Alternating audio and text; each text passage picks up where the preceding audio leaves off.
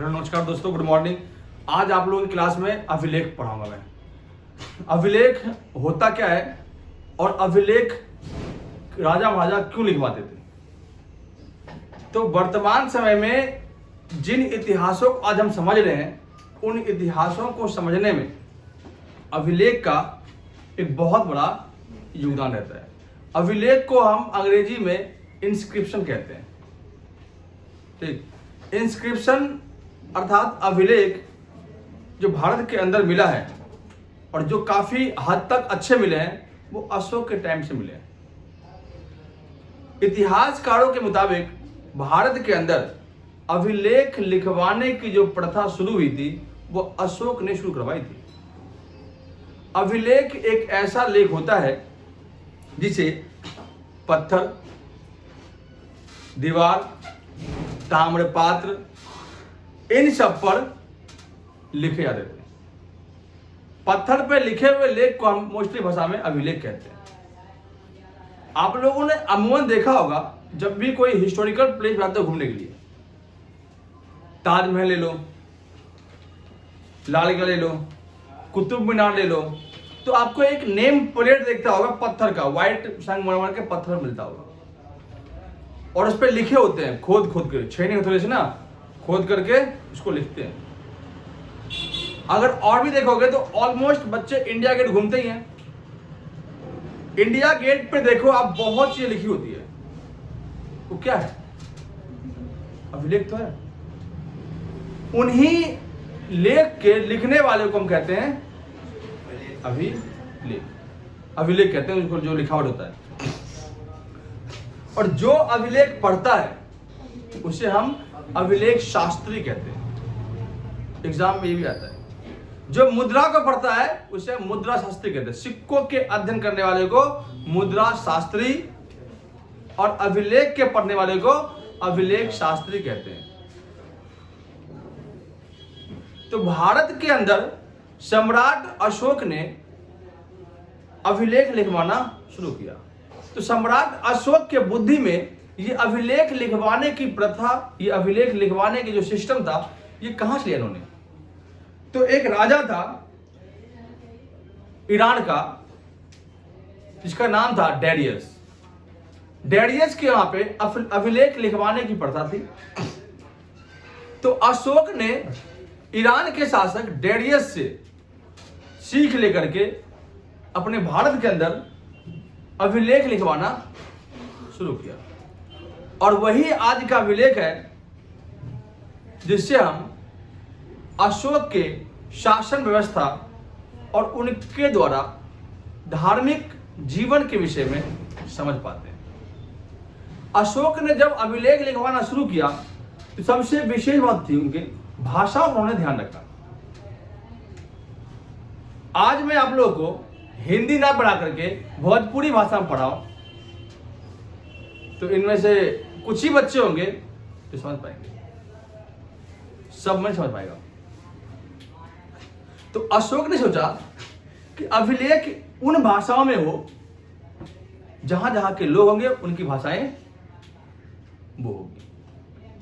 तो भाषाओं पर विशेष ध्यान दिया कि भाषाएं बेकार ना हो, लोग आराम से इसको पढ़ ले।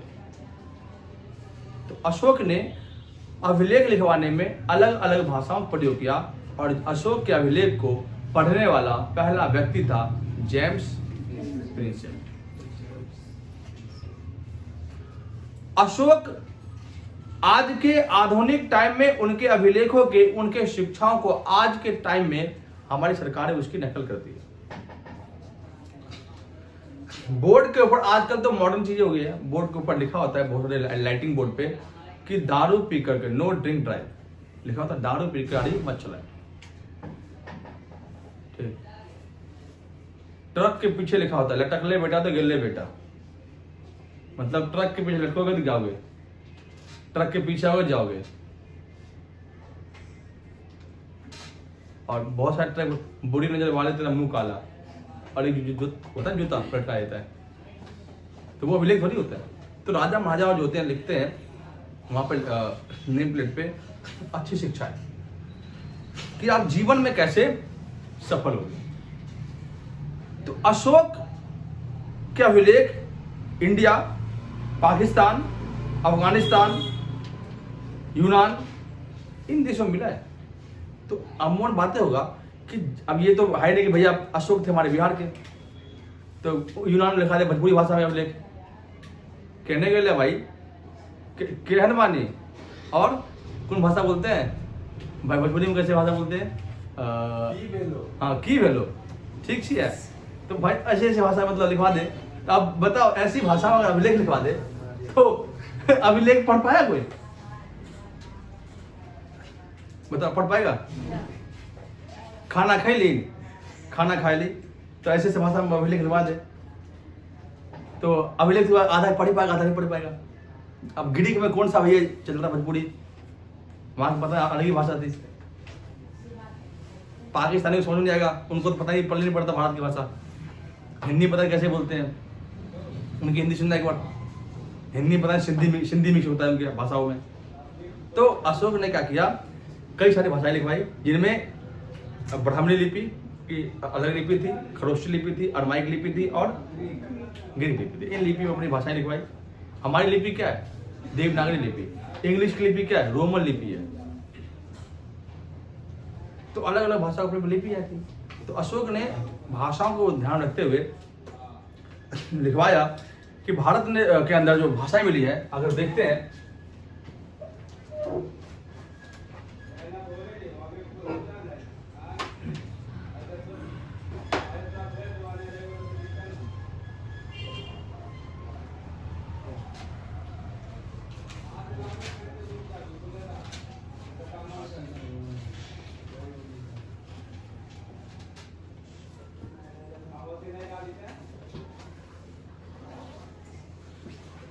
भारत के अंदर जो चीजें मिली है अभिलेख की भाषाएं, ये मान लो भारत यहां मिली है ब्राह्मणी लिपि।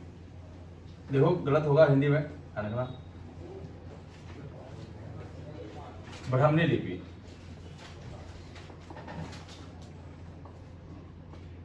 ब्राह्मणी लिपि। पाकिस्तान में जो मिला है वो मिला है खरोष्टी। अफगानिस्तान में जो मिला है वो मिला है अरमाइक, और जो ग्रीक में मिला है वो मिला आपका ग्रीक। देखो भारत के अंदर जो भाषाएं मिली है वो ब्राह्मणी लिपि मिली है, लिपियां अशोक की जो जितने अभिलेख मिले हैं। पाकिस्तान में जो अभिलेख मिले मिला है खरोष्टी, ग्रीक में अरामाइक, और अफगानिस्तान में अरामाइक, और यूनान में आपके ग्रीक लैंग्वेज की लिपि थी। तो इन लिपियों में लिखने से क्या हुआ कि भारत के लोग तो ब्राह्मणी लिपि पढ़ लिए, पाकिस्तान के लोग खरोष्टी पढ़ लिए, अफगानिस्तान के लोग अरामाइक पढ़ लिए, और ग्रीक के लोग ग्रीक पढ़ लिए। तो इससे क्या हुआ, अशोक के अभिलेख को समझने में दिक्कत नहीं। अशोक के 14 बड़े शिलालेख हुए। उन 14 बड़े शिलालेख में एक सबसे महत्वपूर्ण है 13वां शिलालेख। तो 13वें शिलालेख, अब यहां पे हम कुछ चीजें लिख देते हो, पॉइंट, वो पॉइंट आपको कवर करेंगे। और आप लोग के मटेरियल उसमें लिखा होगा, मटेरियल में देखो आपको लिखवाया था मैंने।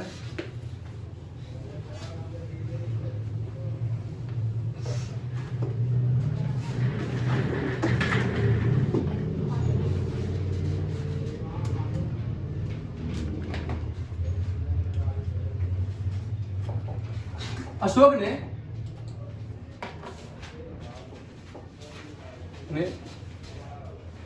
अभिलेख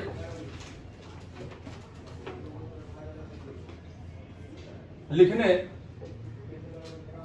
की व्यवस्था कहां से ली? तो इसका जो आंसर था बता था आपको, डेरियस था। ये डेरियस कहाँ का राजा था? ईरान का राजा था। ईरान का शासक था। किस वंश का था? हकमनी वंश का था। इसी के दरबार से एक राजू आया जिसका नाम था डाइमेकस।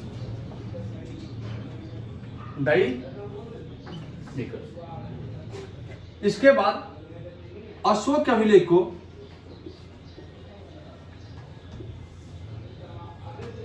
अभिलेख को पढ़ने वाला व्यक्ति था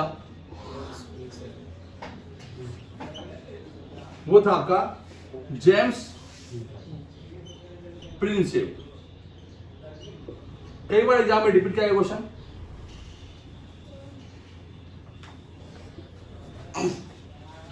इनको आप लाइन करो। इसके बाद अशोक के 14 क्या मिले हैं बड़े शिलालेख, बड़े शिलालेख और छोटे शिलालेख मिले हैं, छोटे शिलालेख। शिलालेख से समझ लो क्या क्या होता है। शिला मतलब पता होता है, शीट पर लिखे हुए लेख शिलालेख कहलाते हैं, उसे अभिलेख कहते हैं, इंस्क्रिप्शन कहते हैं। 14 शिलालेख में 13वां जो शिलालेख है ये काफी एग्जाम में पूछा गया है। इसमें कलिंग युद्ध की जानकारी है। अब सोचो, अशोक ने अभिलेख की व्यवस्था कहां ली? डेरियस ईरान के शासक हकमनी वंश का था, उसी का राजदूत था डायमिकस जो बिंदुसार के टाइम में आया था। अशोक के अभिलेख को पढ़ने वाला व्यक्ति जेम्स प्रिंसेप। अशोक के 14 बड़े शिलालेख है, इसके बाद छोटे भी है। 13वें शिलालेख में कलिंग युद्ध की जानकारी दी गई है। अशोक ने ब्राह्मणी लिपि, खरोष्टी लिपि और आरामाइक और ग्रीक, इन 4 लिपियों में अभिलेख खुदवाए थे। ब्राह्मणी स्क्रिप्ट कहां मिला? इंडिया में। खरोष्टी पाकिस्तान में, अरमाइक अफगानिस्तान में, ग्रीक आपका यूनान में। क्लियर आपको? कोई दिक्कत? आगे बढ़ते हैं।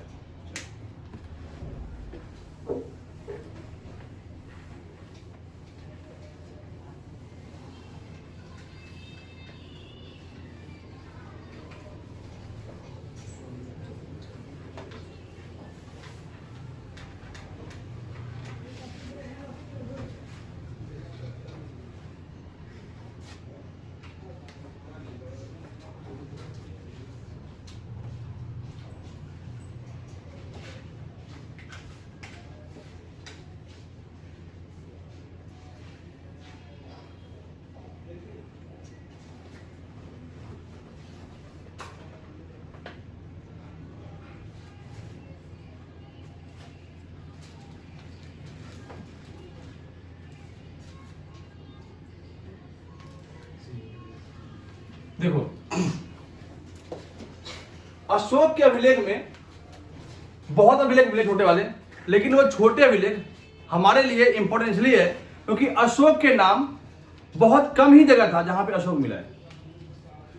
तो इतिहासकार इस बात से असमर्थ थे कि क्या ये अभिलेख अशोक के ही है।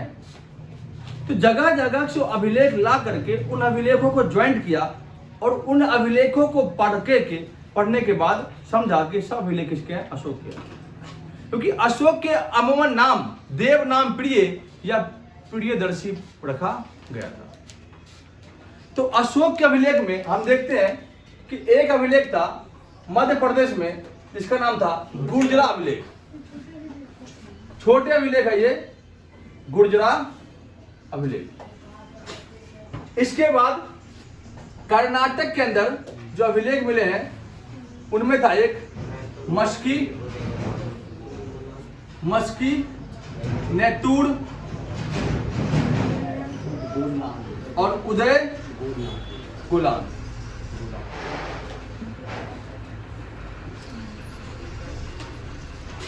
तीन अभिलेख थे आपके कर्नाटक में, एक का नाम मस्की, नेतूर, उदय गुलान, एमपी में आपका गुर्जरा।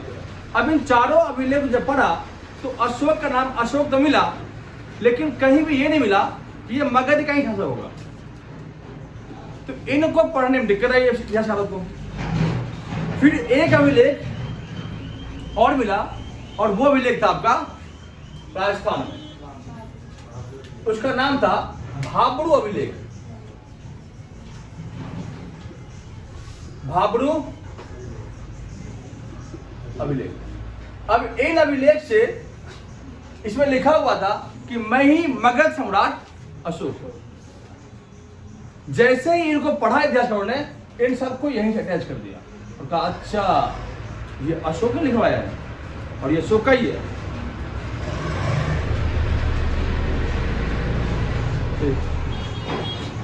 तो इस बात से अपरिचित थे इतिहासकार कि जो अभिलेख है ये अभिलेख अशोकी थे। तो भाब्रू अभिलेख ने सब डाउट क्लियर कर दिया, क्योंकि इस भाब्रू अभिलेख में लिखा हुआ था कि मैं मगध सम्राट अशोक। चौथा नेमलेट पे ये रमेश भटियाला का है, ये पवन नाठी का है, ये इसका है, ये नीतीश कुमार जी का है, ये केजरीवाल जी का है, ये लालू यादव का है, लिखा होता नेमलेट। पता चला कि ये राजा ने करवाया, ये शासक ने करवाया है यहाँ पे।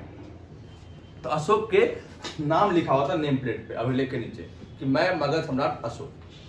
तो इन सबको जोड़ करके बताया गया ये अभिलेख अशोक के ही हैं। इसके बाद एक अभिलेख था आपके हरियाणा में और एक था आपका मेरठ में। इसको घसीट करके कहाँ ले आया? दिल्ली। मतलब जरूरी था इनको लाना, मतलब ये नहीं था, वो कष्ट नहीं होता उनको, मतलब फ्री में लेबर मिल उठा कर लिया हुए। कितना अच्छा खासा टोपड़ा में पड़ा हुआ था अभिलेख, कितना अच्छा खासा दिल्ली में पड़ा हुआ, मेरठ में पड़ा हुआ था। तो नहीं, उनको दिल्ली और मेरठ उठा, टोपड़ा और मेरठ से उठा करके लाओ मेरे सामने, मैं देखूं अभिलेख कैसा है। उनको लाया उठा करके। टोपड़ा और मेरठ अभिलेख को लाने वाला शासक कौन था? मंगवाने वाला FST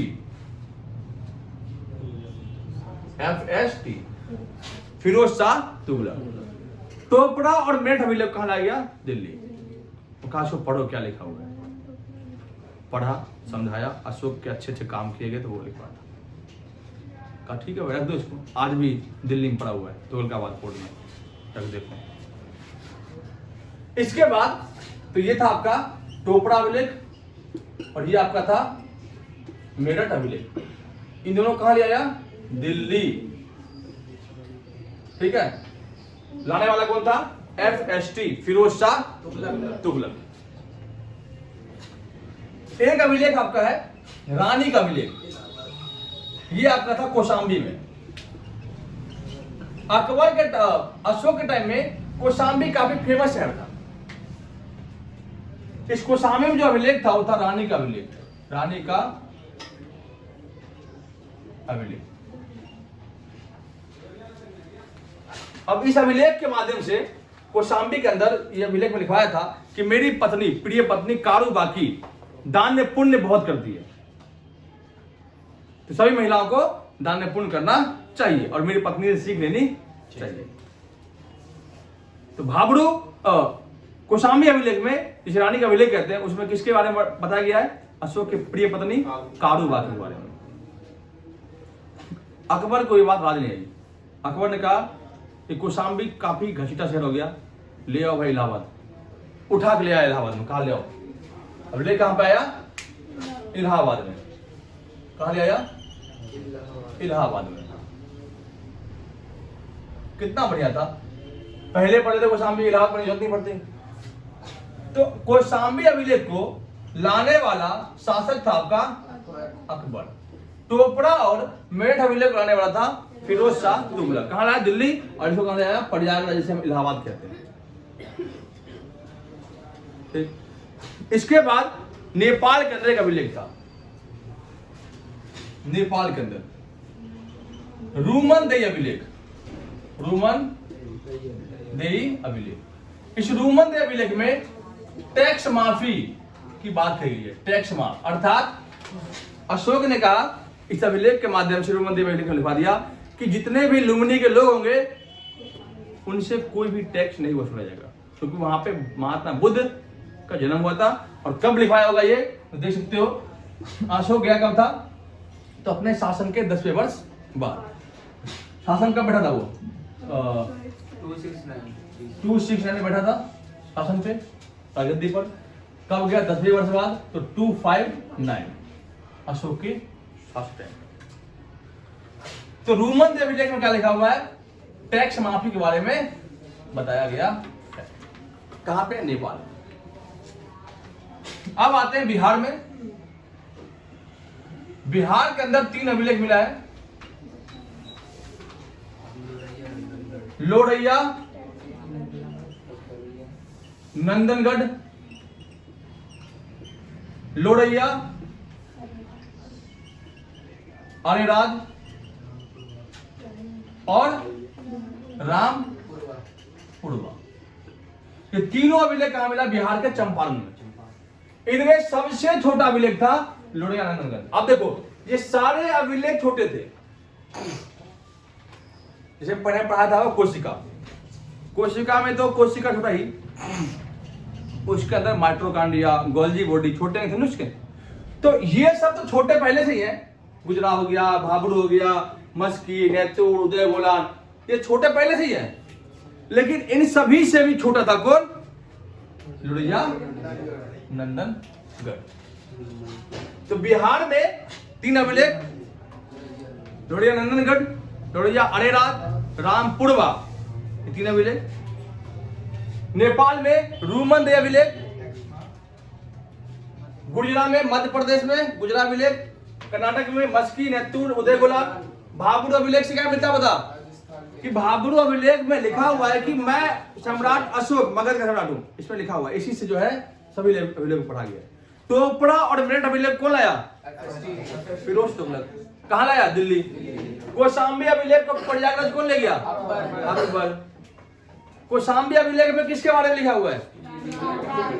इसलिए देखो, इसलिए कहता हूं अशोक बहुत ही दिमाग से तेज था। अपनी पत्नी को वो बिल्कुल सेट कर रखा था। पत्नियों के लिए तुम भी लिखोगे ना तो तुम्हारे लाइफ में भी काफी चमत्कार होंगे, इतिहास आपको भी याद करेगा। पत्नियों के विषय में जो जो अच्छा काम किया है, जिन्होंने अच्छे लाइन लिखे हैं, वो आज अच्छे अच्छे मुकाम पहुंच गए। 2 ही लोग अच्छे मुकाम पे हैं, या तो जो शादी नहीं किया वो, और जो पत्नी के बारे में लिखा वो। तो मानते हो ना जीवन में पत्नी का होना आपके लिए कितना जरूरी है। लेकिन आप लोगों को पत्नी नहीं मिलेगी क्योंकि आप लोगों की शक्ल कुत्ते ऐसी है। ठीक, क्यों है? क्योंकि आप लोगों को तो कोई लड़कियां देंगे ही नहीं। ना तो आप लोग जॉब करोगे, ना आपकी सरकारी नौकरी देगी, ना लड़कियां मिलेगी। और लड़कियां तो भैया पहले कहते हैं हमें चांद सा दामाद चाहिए, दूल्हा चाहिए हमें। तो चांद तो नहीं मिलेगा, चांद तो नहीं मिलेगा, लेकिन अंधेरी रात होती ना, अंधेरी रातें, वो जरूर मिल जाएगी आप लोगों को। तो भैया ये जो मोह माया के चक्कर में फंस रहे हो तुम लोग, तो पत्नियों के बारे में लिखना जब शादी हो जाए, जब अच्छे खासे कमाई करोगे तो। और वो कब होगा? जब आप मेहनत करोगे तब। बिना मेहनत के फल नहीं मिलते। ठीक, तो इसलिए मेहनत करोगे तो ही आप आगे सफल होगे, नहीं तो धीरे धीरे जाओगे। फिर बीबियाँ मिलेगी काली सी, और काली बीवी मिलेगी, बच्चे तुम्हारे काले होंगे, वो भी हफ्सी से। ठीक, पापा बोलेंगे आपको, शर्म आएगी आपको। ठीक, तो शर्म कर लो, कुत्तो, पढ़ाई कर लो तुम। ठीक है, लाइक एंड सब्सक्राइब तो बोल देते।